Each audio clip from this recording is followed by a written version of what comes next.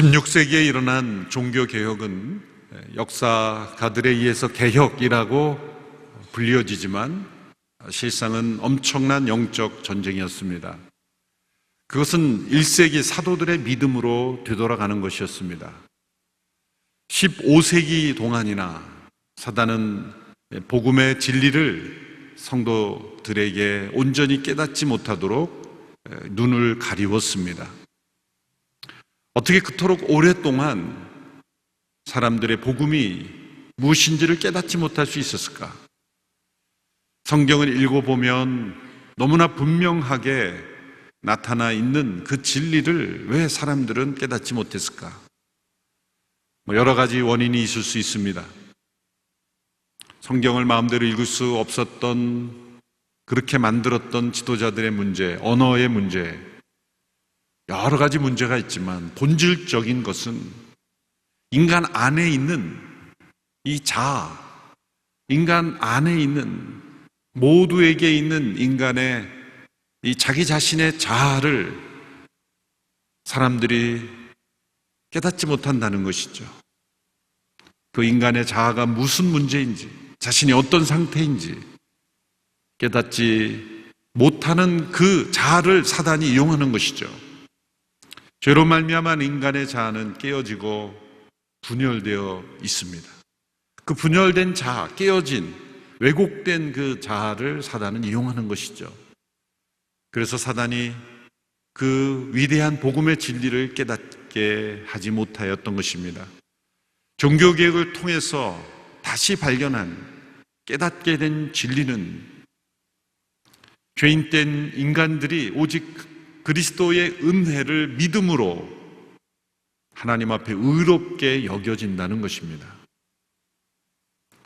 너무나 당연한 말로 우리의 머릿속에는 저장되어 있는 교리화된 지식일지 모르지만 하나님께서 이 진리를 사람들에게 음성을 들려주시고 또 햇빛을 비춰주시듯이 수많은 사람들에게 비춰주셨습니다.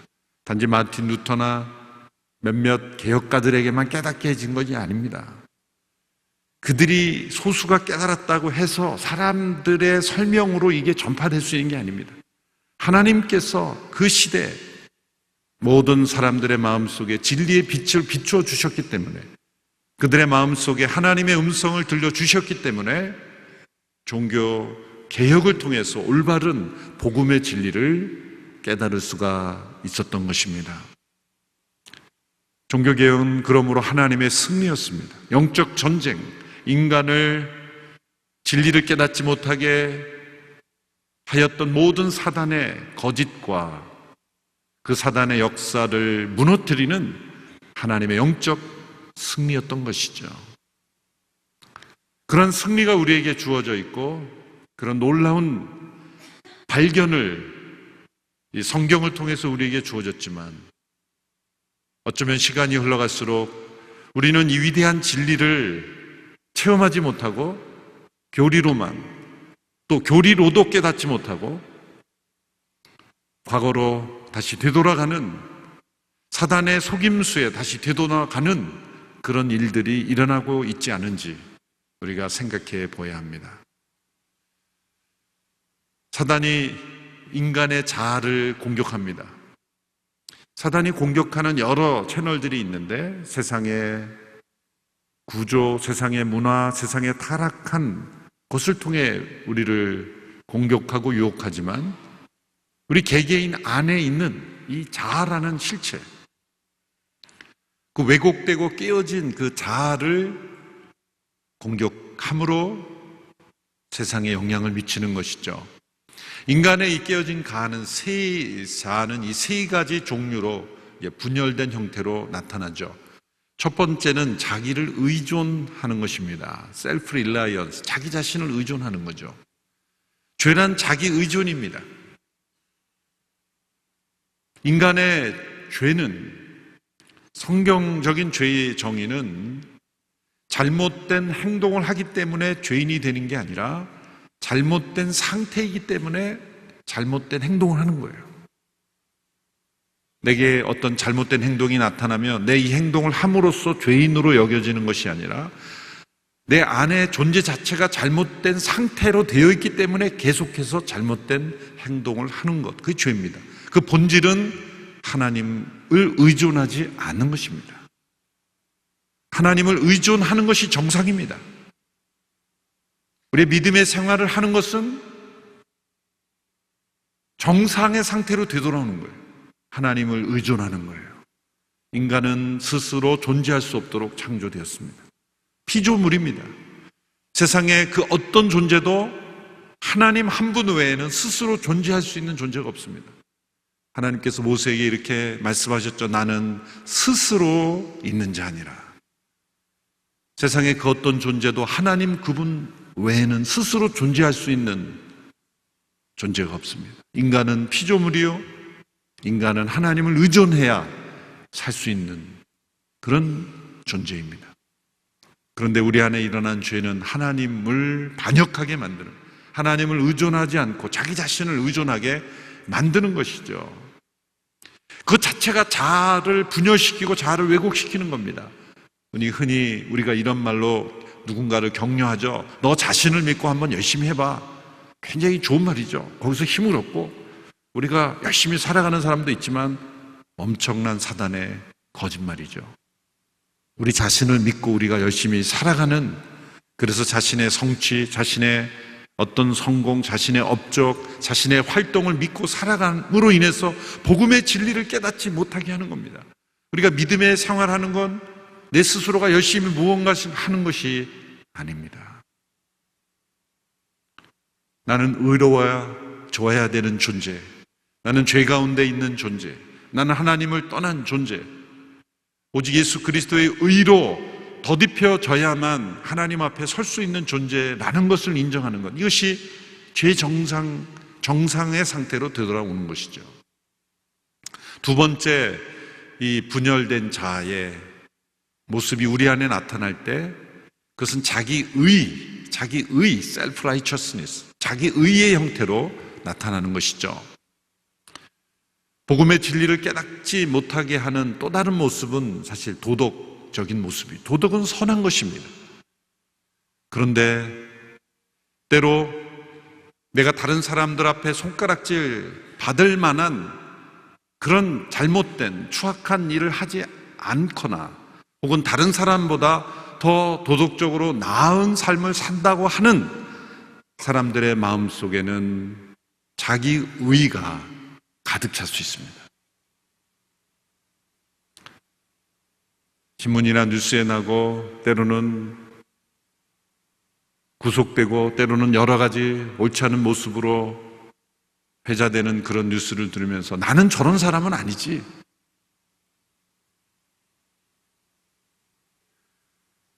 왜 저렇게 살까?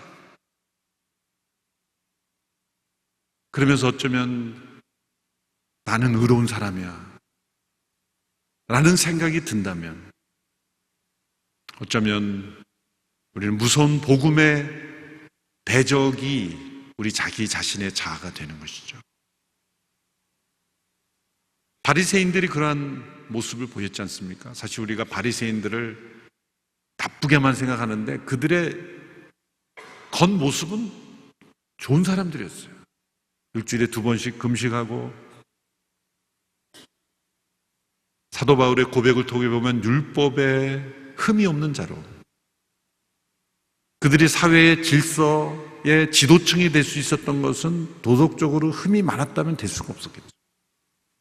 그러나 그들의 마음속에 있는 이 자기의, 예수님은 회칠한 무덤과 같다라고 말씀하실 만큼 그들은 자기의에 사로잡혔기 때문에 복음의 진리를 그들 앞에 서 계신 진리이신 예수님을 볼 수 없었던 것이죠. 그리고 그 예수님을 십자가에 못 박았던 것입니다. 이 자기의, 이것이 바로 도덕적으로 더 나은 사람들이 빠지는 또 하나의 복음의 대적이 되는 것입니다. 복음을 가로막는 것입니다. 어떤 사람들은 자기 의존에 빠져 하나님을 의존하지 않고, 어떤 사람은 자기 의에 빠져서 이 하나님의 진리에 귀를 기울이지 않는 거예요. 또 다른 형태는 이 자기 의에 빠진 사람과 정반대로 죄와 허물 가운데 살아가는 그런 사람들이 빠지는 분열된 자아의 모습, 그것은 이 자책감이죠. 자책감. 자기 자신을 고소하는 겁니다. 셀프 어큐제이션. 자기 자신에 대한 지나친 죄책감에 사로잡혀 하나님의 용서와 은혜를 받아들이지 못하고 복음의 진리를 거부하게 되는 것이죠. 아담과 하와가 에덴 동산에서 금지된 열매를 따먹었을 때, 하나님이 찾으셨을 때 그들은 숨었습니다. 왜 숨었습니까? 하나님께서 그들 안에 심어주신 양심이 작동한 겁니다. 양심은 선한 것이죠. 긍정적이고 좋은 것입니다. 그 양심이 있어야 됩니다. 그런데 하나님께서 부르셔도 계속 도망하는 것은 사단이 그 양심으로 하여금 잘못된 방향으로 이끄는 것이죠. 하나님이 우리를 보시는 시각으로 우리를 보지 못하게 하는 것입니다. 성경을 통해 우리에게 나타난 하나님의 마음은, 하나님은 죄는 미워하시지만 죄인은 사랑하시는 하나님이세요. 여러분, 이 진리를 믿습니까? 근데 사람들은 정반대죠. 죄는 상관없고 죄인을 미워하는데 몰두하는 거예요. 우리 자신도 마찬가지예요. 하나님은 죄와 사람을 철저하게 분리하여 대하십니다. 죄는 미워하시되 그 죄인은, 그가 죄에 쓰러져 넘어졌을지라도 사람은 사랑하시는 하나님. 그래서 예수님이 오셔서 십자가에 못 박히신 것이에요. 십자가는 죄와 사람을 분리시키는 도구인 것입니다.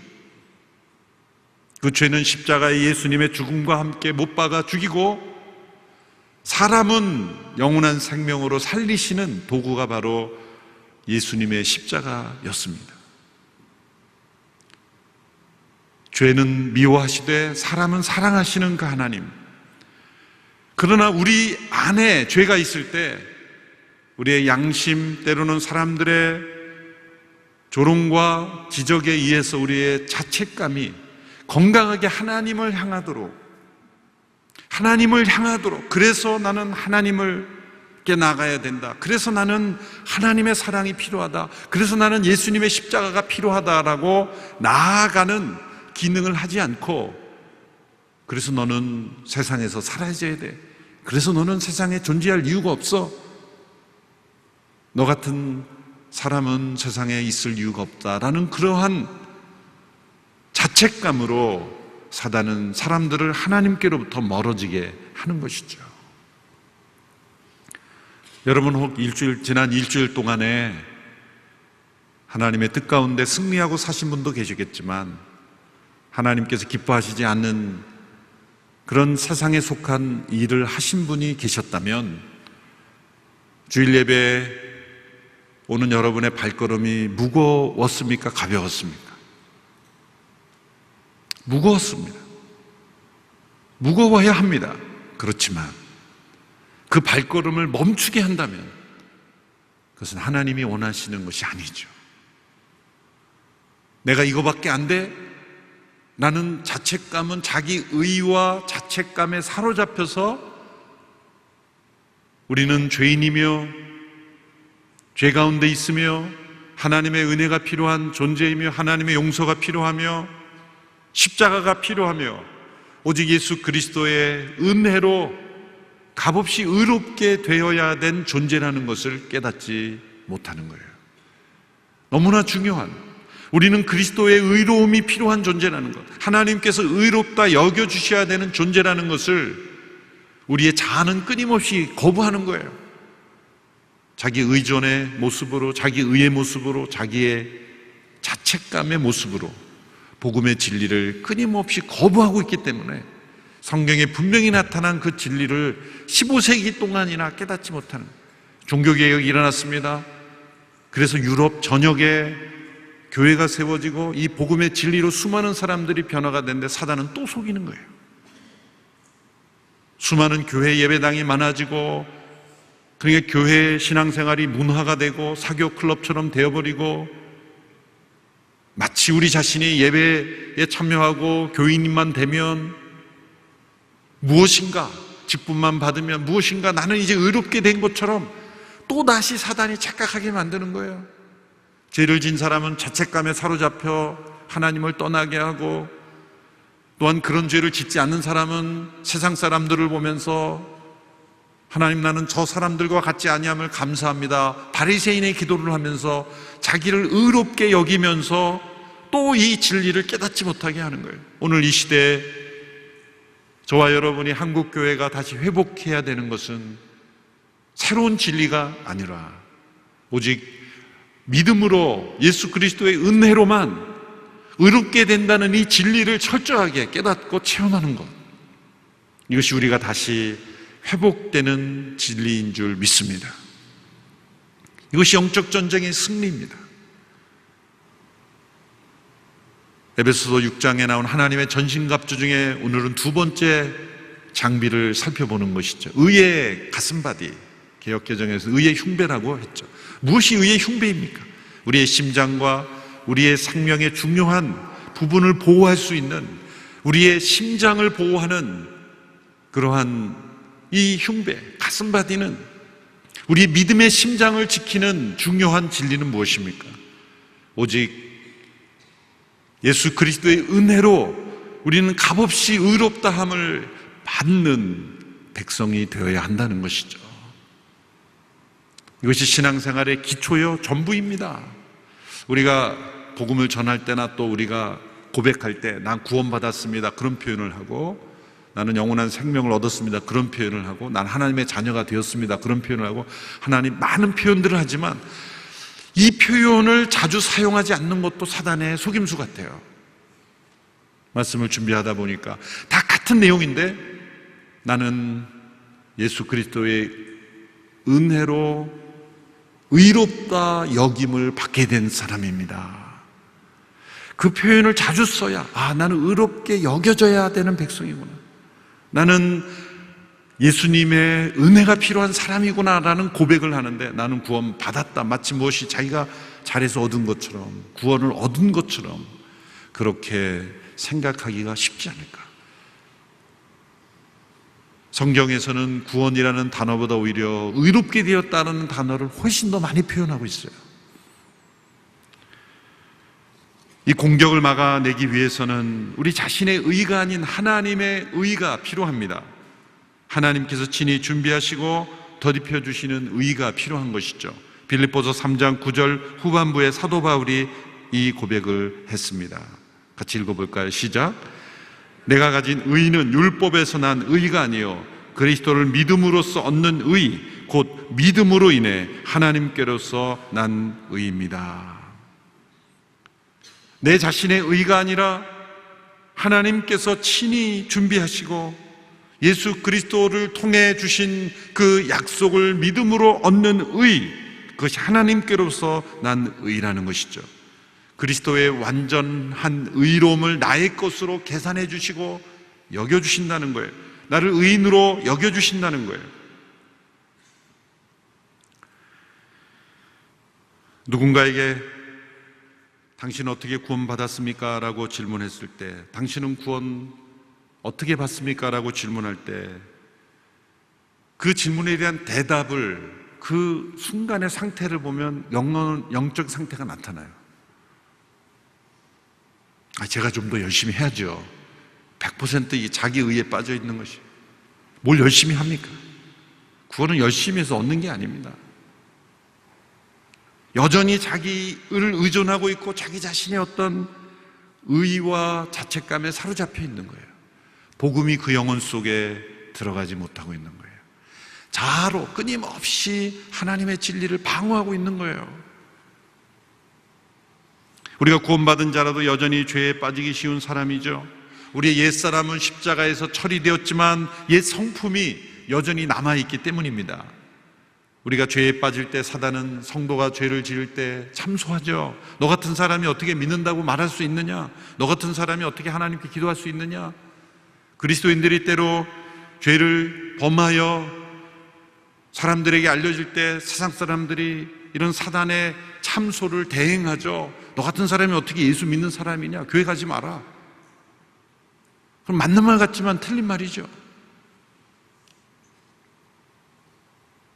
너 같은 사람이 어떻게 하나님께 기도할 수 있는가? 하나님께 나갈 권리가 없다. 그런 죄, 그런 실패, 그런 불순종을 하고 믿는 자라고 하니 말이 안 된다. 그것은 믿음으로 의롭게 되는 진리를 가리는 말이죠. 그럴 때 우리는 뭐라고 대답해야 됩니까? 내가 믿는 것은 내 자신도 아니라 나의 의로움이 아니라 나 같은 죄인을 살리신 하나님의 의이다. 그래서 내 모습 이대로 나는 하나님 앞에 나갈 수밖에 없다. 그렇게 대항하는 것, 그것이 의의 가슴밭입니다. 고린도서 5장 21절의 말씀 개역개정으로 함께 읽습니다. 시작. 하나님이 죄를 알지도 못하신 이를 우리를 대신하여 죄로 삼으신 것은 우리로 하여금 그 안에서 하나님의 의가 되게 하려 하심이라. 사도 바울은 이 하나님의 의라는 단어로 우리가 믿음으로 의롭게 된 의의 가슴바디라는 단어를 하나님의 의라는 단어로 설명했습니다. 로마서 3장 20에도 이 하나님의 의를 설명하죠. 보십시오. 죄를 알지도 못하시는 이 예수님이죠. 우리를 대신하여 죄로 삼으셨다. 죄를 알지 못하는 분을 죄로 삼으시고 우리는 의롭지 못한 죄인 된 우리들을 하나님의 의가 되게 하셨다. 마틴 루터는 이 하나님의 의를 설명할 때 위대한 교환이다. The Great Exchange다. 우리가 예수 그리스도를 믿을 때 믿는 자의 죄는 그리스도에게로 전가되고 그리스도의 의로움이 우리에게 전가되는 것. 율법을 범한 자로서 져야 될 책임이 그리스도에게로 가고 율법을 다 이루신 진리신 그분의 권리가 특권이 우리에게 주어지는 위대한 교환이 이루어지는 거예요. 이 기초 위에 우리가 서 있는 것입니다. 기독교 신앙은 이 위대한 교환 위에 서 있는 것입니다. 이 위대한 교환으로 우리에게 하나님의 의가 주어진다는 것이죠. 여기에는 두 가지 중요한 의미가 있습니다. 첫 번째로 이것은 선언적인 법정적인 의미입니다. 재판정에서 분명히 죄를 진 사람인데 무죄를 선언하는 것. 때로 지도자들에 의해서 통치자에 의해서 사면이 주어지는 것. 죄가 분명히 있지만 죄를 죄로 여기지 아니하고 다른 어떤 근거에 의해서 죄가 없다고 선포하는 것. 법정적 선언입니다. 단지 죄를 용서하는 것만이 아닙니다. 그에게 속한 모든 지위를 다시 회복시켜 주는 것. 그것이 하나님의 의의 첫 번째 목적입니다. 스가랴 3장에 보면 대제사장 여호수아가 더러운 옷을 입고 서 있습니다. 율법에 의하면 그는 죽임당에 마땅합니다. 사단이 고소합니다. 대제사장 여호수아는 죽어야 합니다. 저 사람은 자격이 없습니다. 대제사장 역할을 할 수 없습니다. 왜? 율법에 근거하여 잘못하기 때문이에요. 사단은 거짓말로 때로 우리를 속이지만 때로는 정당한 근거를 가지고 진리를 가지고 공격합니다. 맞다. 그러나 하나님께서는 그 대제사장 여호수아를 책망하지 않고 사단을 책망합니다. 왜? 내가 저를 택하였고 저 더러운 옷을 벗기고 의의 옷을 입혀주시기 때문에. 십자가를 통해 나타난 사건이에요. 진흙탕에서 뛰놀던 아이가 있습니다. 모두가 저 더러운 아이 가까이 하지 않습니다.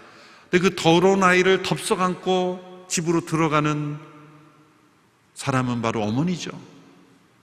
그 더러운 아이를 덥석 안았다는 것은 너는 내 아들이다 라는 선언이에요. 누가 뭐라 그래도 너는 내 아들이다. 그리고 집에 들어가서 씻기는 거죠. 세상의 모든 사람들은 우리 집에 들어오려면 그런 더러운 옷으로는 못 들어와. 씻고 들어와 라고 말하는 거예요. 그러나 하나님은 너는 내 자식이니까 무조건 자신의 옷이 더러워지든 안고 들어가서 씻기는 거죠. 우리를 의롭다 선언하시는 일을 하시는 것. 이것이 하나님의 의입니다. 너는 내가 창조했고 내가 너를 사랑하고 내가 너를 택했기에 누가 뭐라 그래도 너는 내 자식이다. 너는 내 자녀이다. 그러므로 나는 너에게 무죄를 선언한다. 죄가 분명히 있는데 무죄를 선언할 수 있는 근거는 그 죄를 해결하시는 일을 십자가에서 이루셨기 때문인 거죠. 예수님께서 현장에서 가늠하다 붙잡힌 여인을 향하여 수많은 사람들에게 죄 없는 자가 돌을 던지라 그랬을 때 아무도 던지지 못했죠. 그러나 예수님은 던졌어야 해야 돼요. 왜? 예수님은 죄가 없으시잖아요. 그런데 예수님은 이렇게 말씀하셨어요. 다시는 가서 죄를 범치 말라. 나도 너를 정죄하지 않는다. 어떻게 그렇게 말씀하셨습니까? 예수님은 그 여인에게 던질 돌을 자기 자신에게 던지시고 십자가에서 그 여인을 대신하여 죽으셨기에 예수님은 그 여인에게 던져질 돌을 자신이 받으신 거죠. 그러므로 우리에게 그리스도 안에서는 선언될 수가 있는 겁니다. 하나님의 의는 우리를 의롭다 여기실 수가 있는 겁니다. 그리스도 안에서. 두 번째, 이것은 관계적 의미로 발전이 됩니다. 우리를 의롭다 하시는 하나님의 의는 여겨주시는 것만이 아니라 그 의롭다 여기시는 하나님과의 관계 속에 우리를 들어가게 하는 거예요. 사단의 주권 아래 있던 우리들을 하나님의 주권 아래 살아가도록 만드시는 겁니다. 로드십 체인지 일어나는 거예요. 골로새서 1장 13절 14절의 말씀 같이 읽습니다. 시작. 아버지께서는 우리를 어둠의 권세에서 구해내셔서 그분이 사랑하는 아들의 나라로 옮기셨습니다. 하나님의 아들 안에서 우리는 구속 곧 죄사함을 받았습니다. 구속, 죄사함이라는 의롭게 되었다는 표현의 소극적 표현이에요. 적극적 표현은 의롭게 된 것이고 소극적 표현은 죄사함을 받은 거예요. 그 죄사함을 받은 의롭게 되었다는 것은 아들의 나라의 백성으로 사단의 권세 아래 하나님의 권세 아래 사는 그 백성으로 관계를 맺어 살아가는 거예요. 의롭다 여기실 뿐만 아니라 그 그리스도 안에 있는 의를 우리에게 나눠주시는 거예요. 수혈해 주시는 것 같습니다. 놀라운 일이 일어나는 거죠. 값없이 의롭다함을 받으면 그러면 너네들은 죄가 있어도 죄가 없다고 뻔뻔하게 사느냐? 아무리 없었던 것이 그게 그렇게 되지 않습니다. 의롭다함을 받은 자는 놀랍게도 그리스도의 생명이 우리 안에 역사해서 실제로 의로운 삶이 우리의 삶 속에서 이루어지고 나타나게 되는 거예요. 왜? 이제는 하나님과 올바른 관계 속에 살아가기 때문이죠.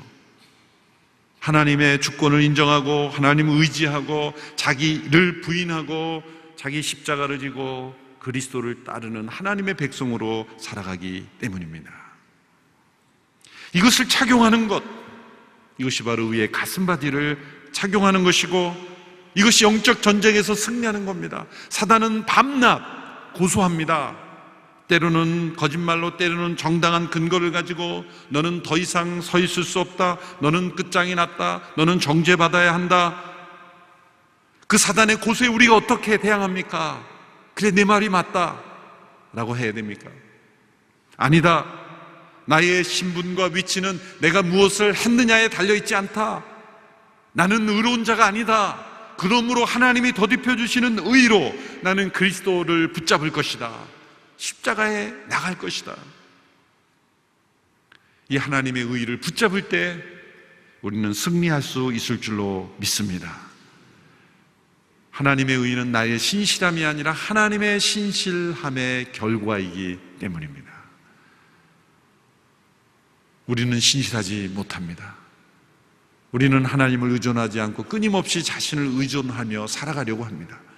우리 안에는 끊임없이 자기 의가 불쑥불쑥 솟아오릅니다. 그리고 죄와 허물 가운데 끊임없는 자책감이 우리를 덮습니다. 무엇으로 이거를 이겨내겠습니까? 의의 가슴바디, 오직 예수님을 믿는 그 믿음으로 우리에게 더듬혀 주시는 하나님의 의, 그것이 우리에게 이길 수 있는 능력이 되는 줄로 믿습니다. 아브라함도 이런 믿음으로 의롭게 되었습니다. 창세기 15장 6절에 보면 아브라함이 하나님의 약속을 믿을 때 그 믿음을 의로 여기셨다.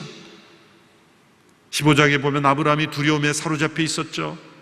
14장에서 조카 롯을 구하기 위해서 북쪽 연합군 국가를 쳐들어가서 롯을 구해놨는데 두려움이 임한 거예요. 왜 두렵습니까? 자기 힘으로 싸워 이겼다고 생각하니까 두려운 거예요. 정신을 차려보니까 어제 저녁에 제정신이 아니었구나. 이제는 어떡하지? 어제 이긴 거는 자기 힘으로 이겼습니까? 하나님이 함께 하셨죠. 그런데 이제는 내 힘과 능력을 의존한다고 생각하니 두려운 거예요. 모든 두려움은 자기 의존의 결과예요. 모든 교만은 자기 의의 결과입니다. 모든 부정적 감정은 자책감의 결과입니다. 하나님이 그에게 나타나셔서 하늘의 별을 보여주시며 약속을 확인시켜 주셨죠. 내 몸에서 날 자가 내 후사가 되고 내게 방패가 되고 내가 너를 보호할 것이다. 아브라함이 이를 믿으니 하나님이 그 믿음을 의로 여기셨다. 그 믿음과 우리의 믿음이 동일한 믿음입니다. 아브라함은 자신을 통해 나타날 예수 그리스도, 그분에 대한 믿음을 바라봄으로 그 의롭게 여기심을 받았죠. 우리는 이미 오신 예수 그리스도를 바라보며 그분을 통해 우리를 용서하시고 우리를 회복시키시고 우리를 보호하신다는 그 하나님의 약속, 영원히 우리를 의롭다 여기시고 의로운 백성으로 만들어 가시는 그런 하나님의 약속을 믿을 때 하나님이 우리를 의롭다 여기실 겁니다. 일평생 우리의 믿음의 생활에 나는 하나님의 의로 의롭게 된 백성이다. 이 한 가지 사실을 잊지 않고 이 진리 위에 우리의 믿음을 굳게 세우는, 그래서 영적 전쟁에서 승리하는 저와 여러분 되기를 주님의 이름으로 축원합니다. 기도하겠습니다. 살아계신 하나님 아버지, 자기 자신의 의를 추구하고 자기 자신을 의존하고 때로는 자책감에 빠져 절망 속에 좌절하는 저희들 되지 않고 오직 예수 그리스도의 십자가의 은혜만을 바라보며 오직 우리를 더딥혀 주시는 하나님의 의만을 붙잡으며 승리하는 저희들이 되게 하여 주시옵소서. 예수님의 이름으로 기도합나이다. 아멘.